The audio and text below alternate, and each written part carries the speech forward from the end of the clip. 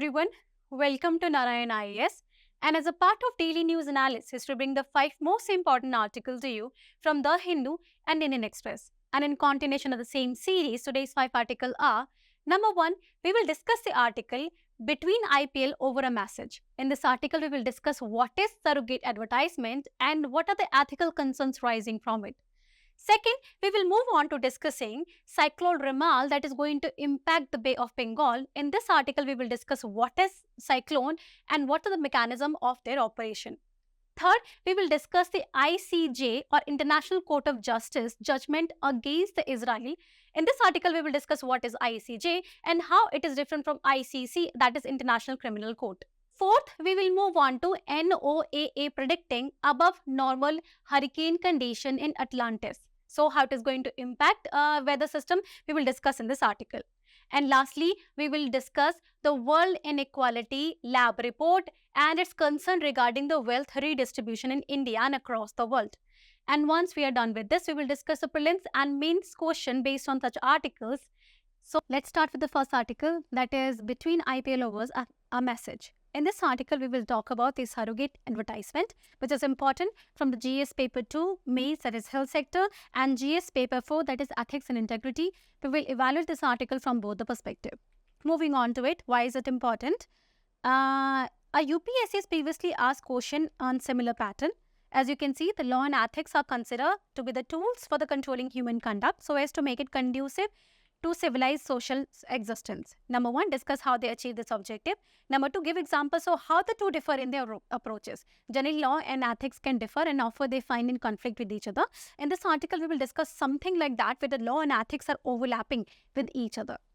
Now, why did it came to news? Because recently or for a long time, Indian Premier League or IPL has been going on and it is dominated by advertisement. This time you can see it was dominated by advertisement over the elaichi and masala.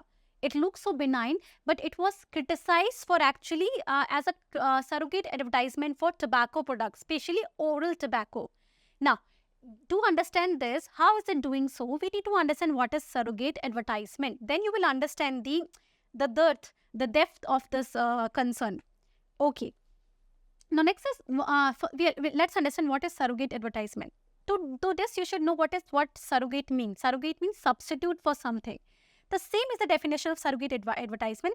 That means essentially a substitute advertisement for the goods which cannot be directly advertised due to prohibition against them, like alcohol and narcotic products. I'll simply explain it to you. It's like the government of India has banned alcohol and tobacco. So you cannot, like Kingfisher sells basically alcohol, and government of India has prevented that you cannot advertise alcohol because it has a negative impact on society. So Kingfisher cannot advertise alcohol, but what it can do is it will instead start advertising water bottle with the Kingfisher label. Now you will try, you will know how is it harmful. Water vapor is good, water bottle is good. But those who know that Kingfisher is known for the alcohol, always the flash message of the water bottle, Kingfisher, and advertising as a brand image will lead to more advertisement of alcohol. So you cannot advertise alcohol, but you are advertising water, and in fact you are advertising that particular label. You're bringing it into visibility. You are raising the brand awareness for this. So that's what surrogate advertisement is. You can see similarly in India, the oral tobacco is banned. You cannot advertise it. So what the company who are responsible for the selling of oral tobacco does is they hire celebrity and they ask the celebrity to advertise elaichi and masala products for them. But that particular company is responsible for selling oral tobacco. So whenever in advertisement that particular company comes into news, people know they're basically creating the brand awareness, or they're actually highlighting that particular oral tobacco. So that is a concern. That means you're basically evading the law. You're circumventing the law and you're doing exactly what is being prohibited. Because according to this condition, in present form, it is legal, but it is not ethical. Now, why is it not ethical? Now, number 1, let's understand why we're concerned about oral tobacco. Because oral tobacco has the leading rate. It leads to high rate of the mouth and the neck cancer. like of all the tobacco you consume, oral tobacco is more harmful. And the data suggests that in India, 29% of adults consume tobacco, of which the 21% use the oral tobacco. From 29 to 21%, that means 21% is vulnerable to the mouth and neck cancer. And thus, government of India comes with very initiative, but this enforcement become challenging when the companies circumvent the law like that. Now, moving on to what is ethical concern regarding this. By this, companies are actually manipulating Indian audience. They're actually influencing them towards a negative social habit. Now, how do they do so? Now, you need to understand the Aristotle's law of persuasion, in which it said, Aristotle shared that you can persuade any other individual by using 3 tools or 3 parameters. Number one, if I want to persuade other person, I will use logic and I will say, drinking water will lead to better skin. It will lead to better health. So that's logical. You will try to drink as much as water as you can. Second is using emotions. I will say if you buy this watch, your sister will be very happy. So based on emotion, you will buy chocolates on the Raksha Bandhan. And third is I can actually ask the personality that you trust and ask them to convince you. Okay, let's bring your wife over here or girlfriend over there, you're more likely to listen to them. So whenever a personality whom you trust says something, you're likely to be influenced by them. That is the same rule surrogate advertisement does. It asks in celebrity that people like, and the celebrities acts as a role model for them, and they're likely to be persuaded and influenced by these kind of people. So that is misuse of a role model, misuse of the power that a celebrity upholds. Now, not only this, it leads to the breach of the consumer trust, because consumer trust these celebrities. They trust their knowledge, they trust their behavior, they try to imitate them. So these celebrities are misleading them towards a negative social habits. At the same point of time, companies also responsible for that. They're encashing their trust a consumer have in this celebrity and then leading to their increasing more sales. And thus, it's actually leading to what? It is undermining the public health effort that the government of India is making for such a long time by banning tobacco, by banning alcohol, but you're circumventing the law, and thus you're actually doing what government has asked you not to do. And thus it is having a negative impact on society by promoting the unhealthy habits of addiction and obesity. So these are the major concerns that lies whether the law is not followed in spirit but only in letters, and thus it leads to the various ethical concerns in society. Now moving on to, once you've understood what the topic is about, what is that can be done?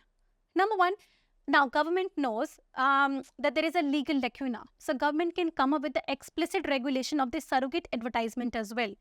Here we can utilize the doctrine of colored legislation. The doctrine of colorable legislation says that what that cannot be done explicitly should also never be done implicitly. Right? Things like chori or stealing is a crime. But then you say, oh, I'm just taking for 10 years. I return that in 10 years. I'm not stealing. I'm just borrowing. But you're actually taking away the products from the person for 10 years. It's basically stealing only. So something that you cannot do explicitly, you should not be allowed to do implicitly as well. So based on that interpretation, the surrogate advertisement can also be banned in India. Second is, there should be a law for the celebrity accountability as well. We know they hold power. So what they're advertising, they should also be held accountable. And thus it will promote the more responsible behavior of advertisement towards us by the celebrity.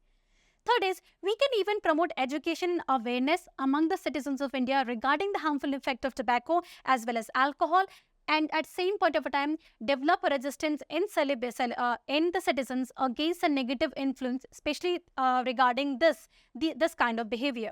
So by awareness campaign, developing a culture of skepticism, where citizens whenever see an advertisement, especially by a celebrity, they keep a logical mind with themselves and they can question, okay, whether this is right thing to do or not. So these are certain suggestions on which we can act, and thus we can try to create a more cohesive and functional society. Now let's move on to the next article. Let's start with Cyclone Remal that is going to impact the Bay of Bengal, primarily Bangladesh and West Bengal. So why cyclone is important? Because it comes under the GS paper 3 climate phenomena, which are important to understand. Even like in prelims, UPSC is asked question in 2018, where it says that in South Atlantic and Southern Eastern Pacific region, in the tropical latitude, cyclone does not originate. What is the reason behind this? The sea surface temperature is low, in ITCZ seldom occurs, or the Coriolis force is too weak, or the absence of land is in those reasons. Of course, at the end of this topic, you'll be able to understand, but right now take a pause and try to understand, answer this.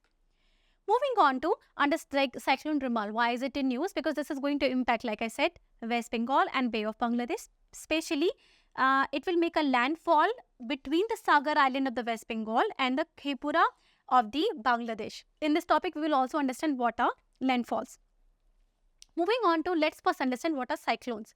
Cyclone in Greek means cyclos, which means the coil of snake, like snake moves like that. Same thing happened in cyclone. It is a low pressure system where the large system of wind circulate at the center of a low pressure. That means there is a low pressure in the center and the large system of wind circulate around this. This particular condition of circulation of wind around the low pressure condition at the center is called a cyclone. Like you can see in a diagram, there is a representation of that. Now, whether the wind system will circulate in a clockwise direction or in anti-clockwise direction depends upon where the conditions are developing.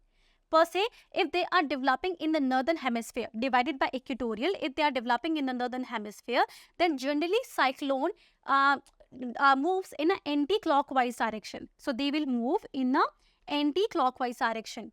But if they are developing in the southern hemisphere, then the direction is generally a clockwise direction. The circulation of wind will follow the particular direction as the direction has been given below. Okay, and generally they come up with huge rainfall, thunderstorm, etc. And the reason we will understand in the mechanism of cyclone. Now, cyclone are classified into two categories. Number one is tropical cyclone. Here we can see this. And number two is extratropical, also called as temperate cyclone, also called as frontal cyclone, because the mechanism of origin is little different from the tropical cyclone. But we will not discuss that in this particular discussion. We will discuss that later. Today our discussion will only be the tropical cyclone. Now, how do tropical cyclone originate? It is interesting that tropical cyclone is nothing, it's like a heat engine. How does heat engine operate? That you provide heat engine a particular heat or a power source which act as a fuel, and then heat engine convert this heat energy into a mechanical energy. That means a work can be done at the end of a heat engine. Similarly, this is what a tropical cyclone does. Now, from where does this heat come? What is the fuel of this the cyclone system? Now, you can understand this. If this is your sea, due to rise in temperature, the water vapor evaporates. Water vapor evaporates, so they absorb the heat. So water vapor has lot of heat. It is this water vapor which acts as a fuel for the tropical cyclone. So heat absorbed by the water vapor is the fuel of the tropical cyclone. Now this water vapor will actually undergo convection. It will rise. After evaporation, it will go convection, it will rise, and after a certain height, it will go condensation. We know the process of condensation. That means it will convert from water vapor to now water liquid droplets, and in this process it will form certain clouds around it called as cumulo or cumulonimbus clouds. Now when this will happen from water vapor, they will convert to liquid, they will release the latent heat. It is this latent heat which is the main fuel of the cyclone, and when this latent heat is released, it descends down. There is a vertical descension of this heat. This heat comes down and a cyclonic condition develops around it, because there is a higher temperature, which means lower pressure. As you know, temperature is generally inversely proportional to the pressure. So this higher temperature, the heat which is released, is responsible for the low pressure condition at the center of the cyclone, which is often called as eye. So there is a wall, and around, in between this wall, there is a low pressure condition, and the cyclone condition develops around it. The cyclone develops around it. Also, one more thing you will understand, that when the water vapor ascends upward, or after certain point, it cannot ascend because there is a troposphere.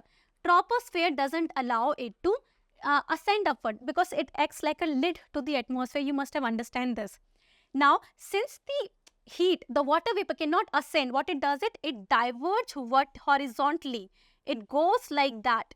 The water vapor in here is going to spread horizontally. It's going to diverge at the top.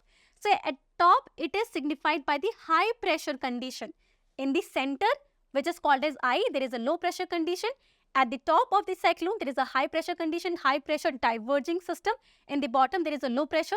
So these are important conditions for the functioning of cyclone. They should never forget. And I, low pressure, upper, high pressure divergent, rise of the water vapor from the bottom of the sea to the above, which act as a heating system. So the one condition, you understand, the one condition of the heat engine is number one, it's the heat is the fuel, and second is the heat energy is converted into mechanical energy. It is this heat which is released is responsible for the mechanical energy. That means this heat is responsible for the circulation of wind. The wind is circulated because of this heat system, and thus cyclones are formed. So I hope I have not missed anything and you understand that I've converted most of the things over here, that there is I at the center which is warmer, and in the center in I there is generally calmer winds. They are not turbulent. As you go away from the I, the wind become more turbulent because they are moving as a result of release of the heat. And the next question is, why are they rotating? Either in clockwise or anti-clockwise. Why are the wind rotating? It is because of the rotation of Earth. Rotation of Earth create a force that is called as Coriolis force. And Coriolis force is responsible for rotation of liquids on the surface of Earth.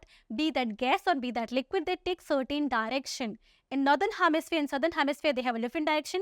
You will understand that in NCERT. But right now, just remember, Coriolis force is responsible. And there is no Coriolis force at the equator, and Coriolis force is maximum at the poles. So since there is no Coriolis at the equator, the tropical cyclones are not generated at an equator. They generate generally 5 degrees Celsius away from the equator. So these are the conditions that you will definitely remember, and that is how you're going to remember, understand tropical cyclone.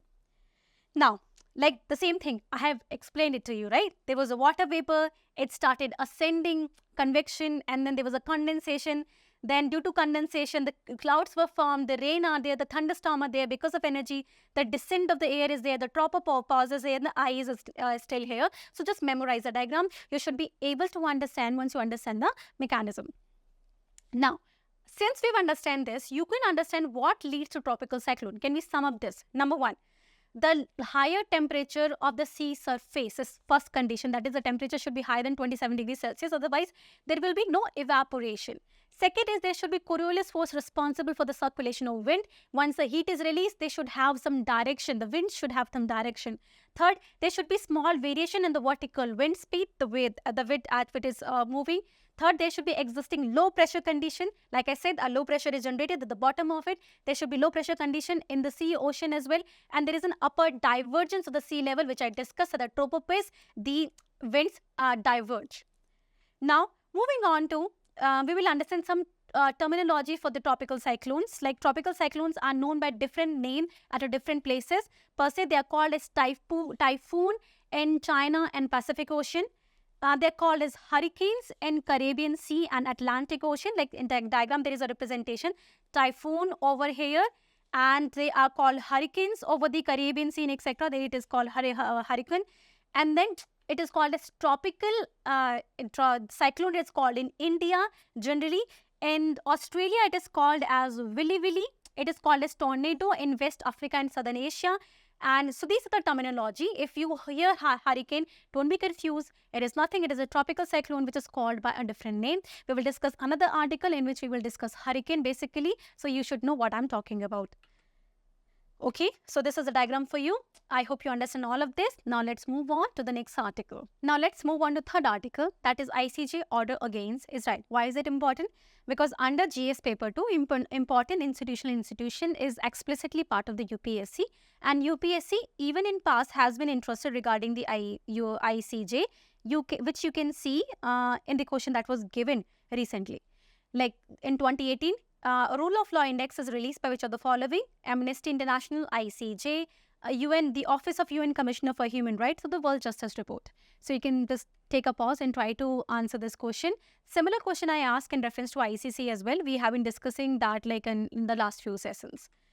Moving on to why ICJ is in news, because recently ICJ or International Court of Justice has ordered Israel to stop its military operation in the southern Gaza city of Rafah. That means like in Palestine, the part of the Gaza part of the Palestine. number one, it has done that. Why it has done so? Because it is trying to provide a free passage to the humanitarian aid in that region, which was becoming difficult and difficult, and civil society and NGO were actually raising this question and again and again. So here, one thing you need to know is that it is not a full-fledged ceasefire order. The ceasefire is not. It is just asking for a passage so that essential aids or essential things can be supplied to the Palestinian people at this point. One more thing you will understand over the period of time when I discuss ICJ is that its directive or its rulings are binding, but however, it is dependent upon the UNSC and various other organizations to implement them. So that implication we will understand once we understand the ICJ. Now, what is ICJ? ICJ is the primary judicial organization of the United Nations. Now, you know, United Nations has six the wings or six organs. Here, number one is the General Assembly, which is responsible for discuss debate among the various state parties. UNGA, it is called as. Number two, Security Council, UNSC. Number three is Economic and Social Council, UNECOSOC. Number fourth is Trustship Council, which is not being used that much these days.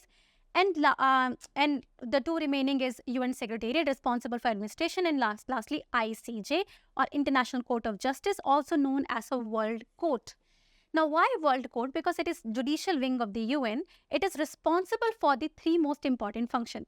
That is settling dispute between the states. Whenever two state parties, like recently India and Bangladesh has issue regarding the distribution of water, Teesta water resource, and the matter went to the World Bank as well. And it is actually, not World Bank, ICJ, and it is actually, it's still going on. Second is it is also responsible for advisory function, where it gives advice on international law to any state if they have asked, and even to UN organizations or specialized agency. It discuss the question of law in any matter.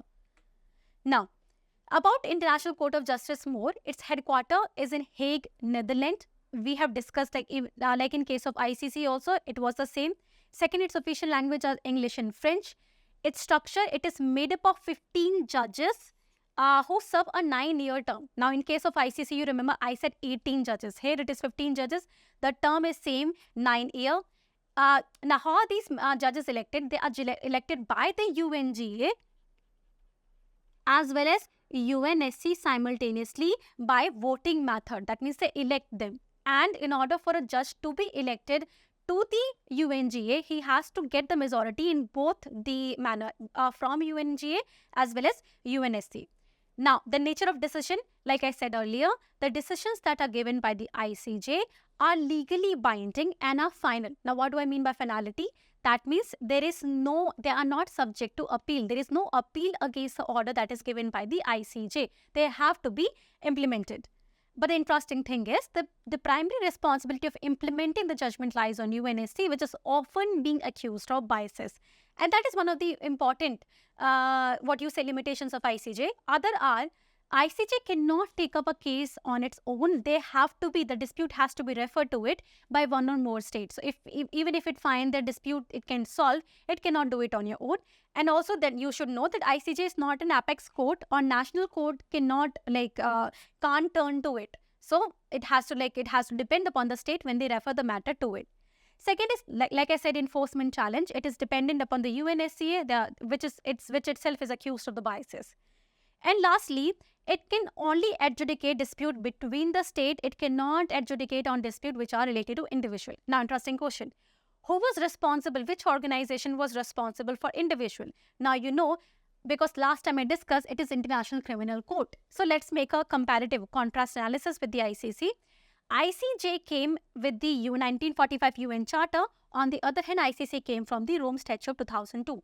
The headquarters of the both organizations are in Hague, Netherlands, but the ICJ is a principal organization of the United Nations. On the other hand, ICJ doesn't have a direct relationship with the UN. It is not a UN organization. However, it can take the referral cases from the UNSC. That is a special power it has given to the UNSC. In terms of jurisdiction or jurisprudence, ICJ deals in between the state, and ICJ deals in between with the individual who are involved in war crime or crime against humanity. The judgment in case of ICJ is enforceable by the UNSC. On the other hand, in case of ICC, it is dependent upon the state whether they will follow through the judgment that is given by the ICC or not. Next is composition. It composed of 15 judges elected by UNG and UNSC. It composed of elected judges, where the president was elected among the existing judges, and the judges are elected by the Assembly of the State Party, which has 124 member parties.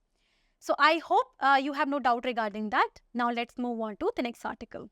Moving on to the fourth article, where the NOAA has predicted above normal hurricanes over the Atlantis. So why is this important? This is important because geographical phenomena, cyclone and hurricane are part of the UPSC, as I've discussed even earlier. And here especially we will talk about the El Nino and La Nino, which is important from mains as well as prelims perspective of the GS paper 3. Now, even previously question has been asked in La Nino and El Nino. It is like the La Nino is characterized by unusually cold Asian temperature in the equatorial Indian Ocean, whereas El Nino is characterized by unusually warm temperature in equatorial Pacific Ocean. Second is El Nino has an adverse effect on the southwest monsoon of India, but La Nino has no effect on monsoon on the monsoon climate. So you have to read both the statement and try to come up with the answer. Like once you understand El Nino and La Nino, you can easily give the answer to it. Moving on to National Oceanic and Atmospheric Administration, NOAA, that's a full form of it, has predicted 85% chance of an above normal hurricane season during November and June. And prime reason they have given is because of anticipation of the La Nina condition, which are actually responsible for the more low pressure and high rainfall in these regions, especially central and equatorial Pacific region. So now let's understand about NOAA, and then we will understand what are El Nino and La Nina. Now, NOAA, or National Oceanic and Atmospheric Administration, is a scientific agency of the United States, USA, Department of Commerce. It operates, what it does is it operates environmental satellites that monitor number 1, weather, number 2, climate, and number 3, environmental conditions of particular region around USA and around the world. And these satellites are critical for the weather forecasting, climate monitoring, and disaster response. And that's the reason we keep an eye on the reports that are given by these particular satellites. Okay, now what are El Nino or La Nina? It is basically, El Nino or La Nina are basically climate phenomena that are part of the larger El Nino Southern Oscillation System that are characterized by the change in temperature and variation in the central and the eastern tropical Pacific region, which has a widespread impact of the weather across the globe. So, like this is the Pacific Ocean. You can see India over here, and you can see a Peruvian country over here. Generally, the temperature and pressure, like this year temperature is high over here and pressure was low. So, this was on the higher end. And then another year, the higher temperature and pressure will go to the Indian side. So a seesaw condition keeps on varying over there. So temperature and pressure keep on varying, a seesaw condition develop. This entire climate system of the variation in temperature and pressure and the eastern and the central part of the Pacific Ocean is basically called as what? El Nino Southern Oscillation. Variation in temperature and pressure. Okay. Now, what is El Nino? Of this variation, El Nino is the warmer phase of the ENSO cycle. The entire ENSO cycle, the warmer phase. That means higher temperature. But where? In Peru or here? This side. This Eastern Pacific Ocean. So what happened over there is, in Eastern Pacific Ocean, it is marked by the Central and Eastern Pacific Ocean. There is a higher than average sea surface temperature in the Central and Eastern Pacific Ocean, specifically close to the Peruvian island, specifically close to the Peruvian region. And this phenomenon appears within 2 to 7 years. So you can see this is a normal region. In normal condition, generally around Peru, there is a temperature which is on the lower side. Temperature is generally low as cold current rise over there. And higher temperature is found near the Australia. So higher temperature means low pressure, means the water vapor will rise and condensation will happen, and there will be increased rainfall over here. So there will be rainfall, there will be dryness, but even in the dryness condition, upwelling, the water current will move away. The water from bottom will come to the top. It will mix with the normal water and will be responsible for the greater fish. So normal condition is functional both for Peru as well as this Australian region. However, under El Nino condition, the temperature shift. This was supposed to be hotter, but this time around Peru, the hot water conditions develop. So around Peru, the hot water conditions develop, and these hot water conditions are responsible for the lesser rainfall over there, because the lower temperature in the Australia. So less evaporation, lesser rainfall, and even the forest fire we can see around Indonesia and Australia. On the other hand, there will be not necessary rainfall in the Peru region, which generally it's not favorable for the condition. So such condition is called as El Nino. And the opposite of it's La Nino. La Nino is basically nothing. It is reinforcement of the natural condition. So here, La Nina. La Nina is a cooler phase of El Nino, where the same Peruvian region that we have discussed. Now this time, instead of getting hotter, it is going to be more cool. It is going to be cooler. So this was originally cold. It's going to be more cool. This was hot. This is going to be more hotter. So what will you see? You will see more precipitation, huge rainfall, to the extent of we can see some deluge and flood in this particular area. So El Nino and La Nino are variation from the normal condition and often leading to variation in temperature and pressure and impacting the larger weather system. So I hope that is clear. Now let's move on to the next article. Now let's start the last article, that is Neat Tax Package for Ultra Wealthy, a redistributive policy. This report is given by the World Inequality Lab. So we will talk about this, especially income inequality and need for the inheritance tax. So this comes in the GS paper 2, and that's why it is important, especially mobilization of resource dealing with inequality, which is part of the UPSC syllabus. Now, in 2019, a question around this was asked, like it is argued the strategy for inclusive growth is intended to meet the objective of inclusiveness and sustainability together. Comment on this statement. So inequality and sustainability both matters to the UPSC, and the type of question it has asked, it's actually visible from them. Now, let's discuss why we're talking about this, because recently World Inequality Lab has released a report and it has several suggestions to give. But before we discuss the suggestion it has given, let's discuss what is World Inequality Lab. Now, according to World Inequality Lab, focus on studying the global inequality trend. Okay, how much inequality is in there in the world. It's not just India, all across the world. And this is measured by conducting a research on the income and wealth globally. Both income, the money they are earning right now, and the wealth they have gotten from their previous generation as well. Okay. Now, this WIL is responsible for publishing the flagship report, World Inequality Report, which you must have read over the period of time, must have heard about this, which gives a detailed analysis of the inequality trend across the world. Now, this particular organization report is not only responsible for releasing the inequality headlines or reports, at same point of time, it has policy implication as well. It is responsible for the policy advocacy. That means it gives the suggestion as well that what can you do to deal with such kind of inequality. And similar thing it is doing right now. It has given a suggestion based on inequality. First, it talk about what kind of inequality India has and what it can be done. This World Inequality Lab is published by the Paris School of Economics, PSC, which is a leading research for economics research and education. Okay, now before studying what are the recommendation, why World Inequality Lab is concerned about this. Now, according to World Inequality or WIL report, it says that the inequality in India is on the historical highs. That means you have not seen such level of inequality. It says that top 1% are amassing a wealth to such a level it was not seen previously. They have huge amount of wealth, and thus there is it is one of the highest in the world. Inequality in India is one of the highest in the world, the kind of wealth they are holding. And thus, because of this disproportionate control of the wealth, they have a disproportionate share of the income and wealth. There is a need of the policy that favors the redistribution of wealth. And one of the suggestion it has given that it has come up with a package system, that tax package that ultimately targeting the ultra wealthy people. It is only going to target the ultra wealthy people. It will not target middle class, not even upper middle class, lower middle class or poor. It's actually going to target, number one, the ultra wealthy people whose income is exceeding nearly 10 crore. So it will address the concentration of wealth at the top, and essentially it will promote the investment for the social sector in India. Now, let's understand what is the package. What kind of package are we talking in here? Okay.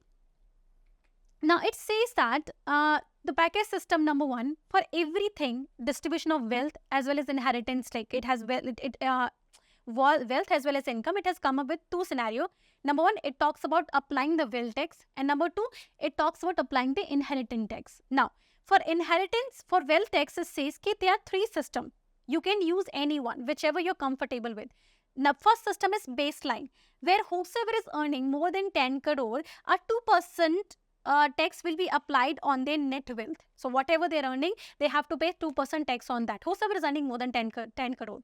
Second is, they are saying let's distribute in two. Whosoever is earning in between 2 to 100 crore will pay 2% wealth tax on their income, and whosoever is earning from this 10 crore to 100 crore, and whosoever is earning more than 100 crore will be paying 4% tax on their net wealth. 2% from 10 to 100 crore, and from 100 to more they will paying the 4% net wealth tax. Third is more ambitious. So the report says that you can be more ambitious. Even in fact, for 10 to 100 crore range, you can apply the 3% net wealth tax. And for people earning more than 100 crore, the tax can be 5% as well. So this is the first regarding the wealth tax, the report that they have given, suggestions that they have given. Second is regarding inheritance tax. Inheritance tax also, it says that the baseline should be 33% on whosoever is earning more than 10 crore. They should pay 33% tax on the inheritance of the estate. So whatever the property they are inheriting, whosoever is earning more than 10 crore, they should pay 33% tax on that. Okay. So this was wealth category that we discussed. The first one, that is baseline. Second two is we're going with the ambitious, again 10 to 100 crore. It says again for the 10 to 100 crore category, you can be more moderate. So for 10 to 100 crore, they can pay 33% tax on their inheritance, and those people who are earning more than 100 crore, they should pay 45% tax on their inheritance. Then it says, let's become more ambitious if you want to be. And for the ambitious people, it says those who are earning less than 10 crore, 10 to 100 crore, they should pay 45% on their inheritance, and those who are earning from more than 100 crore, they should pay 55% tax on their inheritance, something which the US follows. So it says this will lead into redistribution of wealth. Now, redistribution, it's not just taking the wealth away from the wealthy, it also means giving the wealth to the poor. So that aspect also it will come. So overall it will say, but before we move on to that, it says that this will be a huge benefit to the government because the government will earn revenue. It says if you implement baseline, the government will be able to earn 2.73% of the GDP. That is the amount of money they will get. If you implement the moderate one, this time the earning will be 4.59% of the GDP. And if you implement the ambitious one, then you will be able to earn 6.08% of GDP. So this was the earning. The first part means these are the rich people. Take the money away from the rich people. That is just one part. The second part of the report says, take this money and then give it to the poor, marginalized section of the society. That means it says, in order to deal with this inequality, money should be given to the lower caste, lower class, and even the middle class section.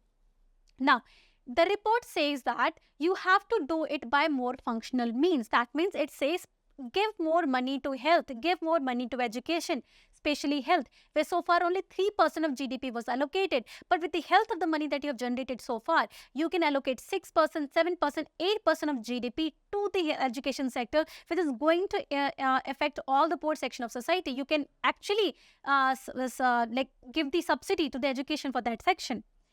Okay, so the report ultimately say this will create a fiscal space for the government to implement such policy where they can invest in social sector. The social sector, for all which there was an excuse was given that we don't have enough capital. This will help. Inequality, the concentration of wealth will come from the rich who have too much of money will move. So unfair advantage. And the report also says that you're not doing anything wrong. Rich have unfair advantage. The money that they have gained is not just because of the hard-earned money. They have even extracted the money from the people, and this wealth is even dynastic. They've got it from their generations, and it is also responsible for exacerbating the caste inequality. So by such kind of redistribution, you'll be able to brought down the social inequalities as well, not just economic inequality. Okay, so that's the reason it says that it should be accompanied by the redistributive policy. So this aspect is called as, this entire aspect is called the redistributive policies. Okay, So once we are done with this, like once we've understood this, now what are the entire debate? There is a debate on this. Of course, some section of society is not happy. It against the freedom. It's considered too excessive amount of wealth they're talking about. At same point of a time, some are saying in a democratic society there is a need of tax justice and proper redistribution of wealth, especially when India's top 1%, the kind of income they are holding is historical high, and they were not talking about even from the independence. We're talking about even British Raj. During British Raj, such an equality was not seen. So it is right now it is considered as there is a high time that redistributive wealth system should be there. So in this weekend, we are talking about a super tax can be applied on the wealth of the wealthiest of the people, which will ultimately bring the tax justice, reduce wealth inequality by targeting the ultra wealthy, and the resource can be utilized for the social sector. So with this, we're done with today's news, and let's move on to prelims and mains questions. Now let's start with prelims and mains question. Beginning with prelims, first question that we have in here is number 1. Consider the following statement about NOAA, National Oceanic and Atmospheric Administration, and the climate phenomena El Nino and La Nino. NOAA is a scientific agency within the United States Department of Commerce that operate environmental satellites critical for weather forecasting, climate monitoring, and disaster response. It's a very general statement, and even okay, the statement is right. General statement are generally right. El Nino is characterized by lower than average sea surface temperature in the central and eastern Pacific Ocean. I showed you like this is like if this is Peru way, then here the temperature rises. It doesn't decreases. So it is higher than above temperature. The statement 2 is wrong. La Nina is a cool phase. I said that, like we have discussed that it is a cool phase. So the 2 statements are correct. How many of the statements are correct? So the answer is only 2 statements are correct. Moving on to consider the following statement regarding the World Inequality Lab. The World Inequality Lab is published by the London School of Economics. That was not the case. It is LSE doesn't release that. World Inequality Lab's flagship publication is the One Inequality Report. That is true. We discussed that. World Inequality Lab collaborate with a network of researcher group globally. It is a very general statement, and you can just definitely go ahead with it. World Inequality Lab primarily focus on distribution of income or wealth in developing countries. That's not true. That's not they focus both on developing and developed countries. So statement 4 is also wrong. So you can eliminate 1 and 4 in here. Then you are left with 2 and 3. So B is the answer. Moving ahead, consider the following statement regarding the World Inequality Lab's justice proposal for India. Under the proposal, the baseline wealth tax rate is 2% on the net wealth exceeding 10 crore. You know that. I draw that, right? One is whosoever is earning more than 10 crore, just apply 2% on that. So statement 1 is right. Moderate inheritance tax include 33% tax on estate exceeding 100 crore. No, it was second I said 10 to 100. It's 3% and there is a difference after 100 crore. So statement 2 is wrong. Ambitious tax scenario include the 5% wealth tax on exceeding on 100 crore. Third scenario I said 10 to 100 is a different one, and then this 2 days is linearly 5 crore. So statement 3 is right.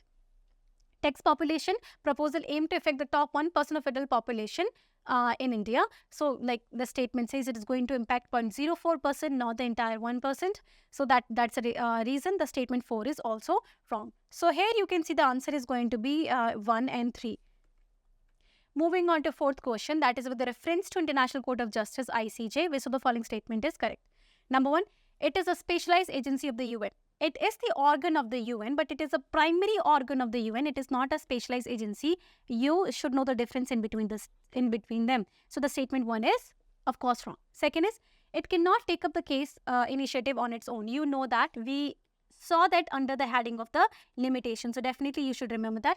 The orders are legally binding. You know that. Even I discussed that during that. Even though ICJ has given judgment against Israel, whether it will be implemented or not is yet to be seen, because it is dependent upon the UNSC and the state themselves. So the statement is also right. Next is, ICJ cannot adjudicate dispute between individuals. Like I said, this is the matter of ICC, not ICJ. And ICJ judgment are final and not subject to appeal. I discuss about the finality as well as the binding nature as well. So, of course, the statement 5 is also right. So, only one statement is wrong. So, answer, how many statements are correct? For you, the 4 statements are correct. So, answer is going to be C. Next is, which of the following statement about tropical cyclone is correct? It originates and develops over a warm oceanic surface. Of course, I said higher temperature is one condition. Next is lower pressure. They are strongest at equator due to strong Coriolis force. third condition that was given was the presence of Coriolis force. Of course, the Coriolis force is needed, but the Coriolis force is weakest or non-existent almost at equator. So the statement is wrong because there is no Coriolis force at equator. And that's why they are found 5 degrees away from the equatorial region. It develops an eye with a calm descending air. I discussed the entire diagram and I talked about how in the eye section there is a descending, there's a temperature is generally low, and that's why the statement 3 is also correct. So the answer is going to be the 1 and 3. See. Now, let's discuss the last mains practice question, which is the government can use all the legal and policy tools it has at its disposal to promote the healthy habits in society. However, it is the interpretation by society that determines which direction it will take. Discuss that in context of surrogated advertisement of tobacco products in India. So here, like the Ambedkar has also given the same thing, like however strong law or government make, but it is the conscience of society that will decide which direction society will move. On similar context, you will talk about number 1.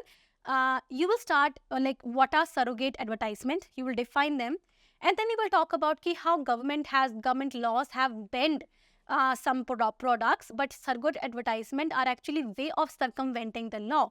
So then you will talk about the law made by the society to provide tobacco consumption, how they are circumvented by it. So it talks about how society is taking its own direction, where companies are circumventing it and society going towards the consumption of tobacco. And overall, when you will talk about this, you will discuss the consequences of it.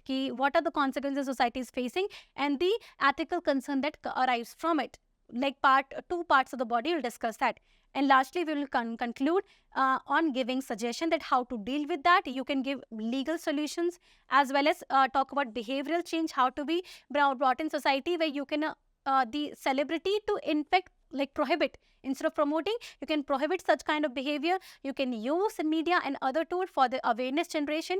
You can help utilize the mechanism of resistance development in society and how it can help in a creation of a healthy society with more functional habits. Okay, so with this, we are done with today's video. If you have any doubt, please leave your comment in the comment section. And for watching this video, thank you so much.